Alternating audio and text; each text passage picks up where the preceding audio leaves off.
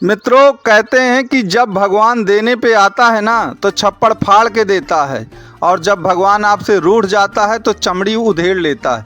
तो याद रखिए, अब आपको भगवान देने पे आया है तो छप्पड़ फाड़ के दे रहा है। और उस पर एक सोने पे सुहागा वाली बात ये कि 1 मई 2024 से गुरुदेव बृहस्पति अपनी राशि परिवर्तन कर मेष से वृष राशि में प्रवेश कर रहे हैं, और आपके कुंडली में वृष जो राशि है वह पंचम भाव पर आ रही है, और पंचम भाव पर गुरु का गोचर बहुत ही बेहद उत्तम कहा गया है। तो इस राशि परिवर्तन से आपके जीवन का कायाकल्प किस प्रकार से हो जाएगा और सब कुछ बदल जाएगा। जो सन की 7.5 की पीड़ा बहुत वर्षों से आप द्वारा झेली जा रही थी, वह सब कुछ कैसे ख़त्म हो जाएगी, इन सभी विषयों पर हम विस्तृत विवेचन करेंगे।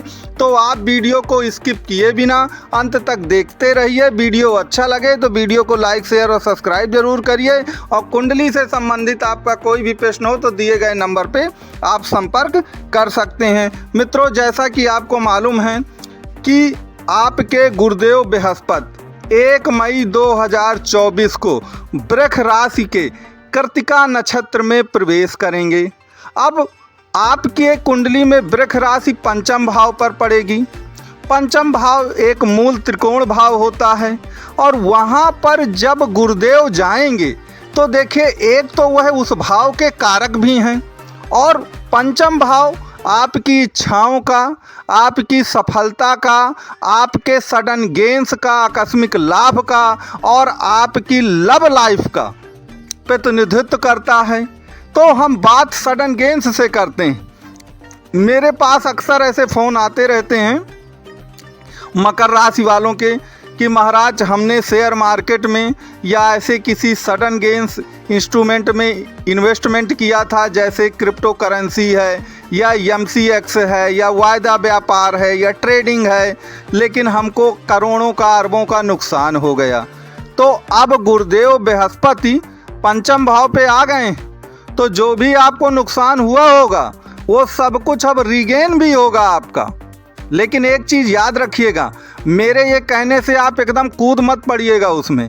पहले अपनी कुंडली का बृहद विवेचन जो है, बृहद विवेचन, वह उसको ज़रूर करवा लीजिए। तो कहने का तात्पर्य यह है कि पंचम भाव पर जब गुरुदेव बृहस्पति की दृष्टि पड़े या गुरुदेव बृहस्पति स्वयं आकर उसमें विराजमान होते हैं, तो ये जो आकस्मिक हानि होती है आपको ट्रेडिंग से या एक प्रकार से शेयर मार्केट से, क्रिप्टो करेंसी से, MCX से, तो इन सब की भरपाई की एक उम्मीद बंध जाती है। तो प्रथम लाभ तो गुरु के जो गोचर वृष राशि में हो रहा है उससे आपको इससे लाभ मिलेगा। नंबर 2 पर एक चीज़ यहाँ पर ये याद रखिए कि ये लव लाइफ को प्रतिनिधित्व करता है पंचम भाव। तो जो आपकी लव लाइफ थी, प्रेम संबंध थे, वो बिगड़ गए थे। आप किसी को प्रपोज करना चाहते थे, आप किसी को चाहते थे, लेकिन बात नहीं बन पा रही थी, लेकिन अब जा कर के आपकी बात बनने लगेगी। नंबर 1, यहाँ पर ये बात और याद रखिए कि मान लीजिए लव लाइफ में आपकी शादी हो गई और संबंध बेहद बिगड़ गए और मामला कोर्ट कचहरी तक पहुँच गया, डाइवोर्स का मामला आ गया। तो जो डाइवोर्स के मामले जिन जिन जातकों के चल रहे हैं, आप देखिएगा वह सब सेटलमेंट हो जाएंगे। या तो वो दोनों एक हो जाएंगे या सहमत के आधार पर दोनों हमेशा के लिए अलग हो जाएंगे। तो जो डाइवोर्स का मैटर है उसके सेटलमेंट होने की 100% पूरी की पूरी उम्मीदें हो रही हैं। अब यहाँ पर याद रखिए, जब पंचम भाव पे गुरु होंगे तो उनकी दृष्टि कहाँ जाएगी?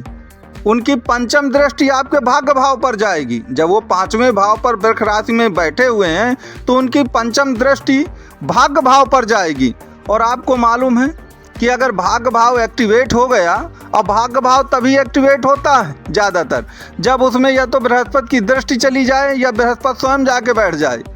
तो भाग्य भाव अगर एक्टिवेट हो गया तो सब कुछ प्राप्त हो जाना है, क्योंकि देखिए, प्राप्ति का जो घर है वह तो आपका भाग्य भाव है, क्योंकि मेहनत करना आपके हाथ में है, प्राप्त करना आपके हाथ में नहीं है। इसलिए 9वें भाव को प्राप्ति का भाव भी कहा गया है, प्रतिफल, रिटर्न, इन सब का भाव आपका नवम भाव ही है। और नवम भाव पर जब गुरुदेव बृहस्पति आपके पंचम भाव पे आ जाएंगे तो उनकी पूर्ण दृष्टि जो पड़ेगी वह नवम भाव पर पड़ेगी। अब जब किस्मत का भाव एक्टिवेट होगा तो आप जानते हैं कि किस्मत से बढ़कर के कुछ भी नहीं है। किस्मत तो एक भिखारी को भी अरबपति बना देती है, ठीक है, और एक अरबपति को भी रोड पे ला देती है। तो इसकी कोई विशेष विवेचन करने की ज़रूरत नहीं है कि भाग्य क्या से क्या कर देगा, ये बातें आपको मालूम हैं। अब देखिए, जब पंचम भाव पर गुरुदेव बृहस्पति होंगे तो उनकी पूर्ण दृष्टि आपके कहाँ, सप्तम दृष्टि उनके आपके इनकम के भाव पर जाएगी। देखिए, मकर राशि वालों का पिछले 6 वर्षों से, 6.5 वर्षों से, जब से उनकी सन की 7.5 चालू हुई, इनकम को लेकर निश्चित तौर पर बेहद निराशा रही है। या तो इनकम हो ही नहीं रही, और हो भी रही है तो आमदनी चवन्नी और खर्चा अठन्नी या रुपया हो जाता है। तो कहने का तात्पर्य ये है मेरे कि आमदनी के नए नए स्रोत जो हैं वह आपके लिए खुलेंगे। नए नए मार्ग जो हैं आमदनी के वह आपके पास अब चल करके आएंगे। और जो आप पैसे की किल्लत से कितने वर्षों की पीड़ा थी आपके पास, वह पीड़ा 100% आपकी ख़त्म होगी। और एक चीज़ याद रखिएगा कि पंचम भाव इच्छाओं का है और आपका एकादश भाव जहाँ पर गुरु की दृष्टि जा रही है 11वें भाव पर इनकम भाव, वह इच्छाओं की पूर्ति का है। तो देखिए, इच्छा होना एक अलग बात है और इच्छाओं की पूर्ति होना एक दूसरी बात है।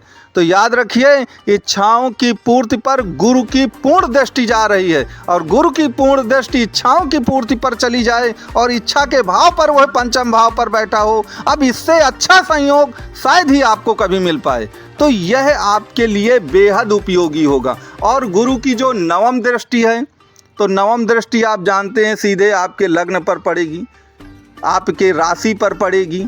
तो जो राशि पर आपके बिल्कुल जाएगी उनकी नवम दृष्टि, तो देखिए, गुरु की दृष्टि एक अमृतमयी दृष्टि है, वो भी आपकी राशि पे चली जाए। अब राशि पे अगर गुरु की दृष्टि जाती है तो राशि क्या है, आपका मन और आपका दिल है।